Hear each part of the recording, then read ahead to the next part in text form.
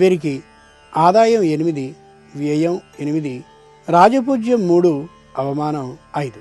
ధనిష్ఠ నక్షత్రం వారికి సంతానంతో ఈ సంవత్సరం కొద్దిగా పేచి వచ్చే అవకాశం ఉంది. కాబట్టి ఇంట్లో పెద్దలకి పిల్లలకి ఎక్కడైనా విరోధం వచ్చినప్పుడు పెద్దలే దిగిరావడం సంప్రదాయం. కాబట్టి పిల్లలతో పోటీ పడద్దని స్పష్టంగా పంచాంగం చెప్తోంది. శతభిష నక్షత్రం ఏదైతే ఉందో వాళ్ళు ఏమి చేయబోతున్నారో ఆ విషయాన్ని గుంభనగా ఉంచడం కాకుండా భార్యకి వయసొచ్చిన పుత్రుడికి తెలియచేసినట్లయితే వాళ్ళు చేయబోయే పని అందరి చేత ఆమోదింప చేయబడితే అప్పుడు ఏ విధమైన ఇబ్బంది ఈ సంవత్సరానికి కలగదు. శతభిషం వారు ఆ యథార్థాన్ని గమనించుకోవాలి.